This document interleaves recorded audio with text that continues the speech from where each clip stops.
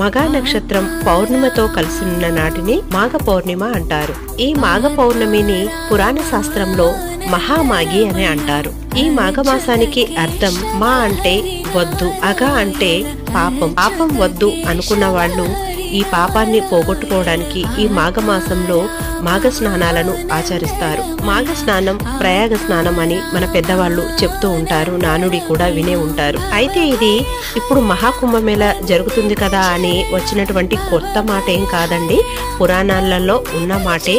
ఈ ప్రయాగాలలో స్నానం చేసి ఆచరించినటువంటి ఏ చిన్న దానం చేసినా కోటి గుణితమైనటువంటి పుణ్య ఫలితాన్ని అయితే పొందవచ్చు. అయితే అందరూ ప్రయాగకు వెళ్ళలేరు కాబట్టి ఇక్కడ మనం మాఘమాసే సదా స్నానం, మాఘమాసే సదా జపం, మాఘమాసే సదా ధ్యానం, మాఘమాసే సదా వ్రతం అనే శ్లోకాన్ని చదువుకుంటూ చేసేటువంటి స్నాన దానాలు చేసినట్లయితే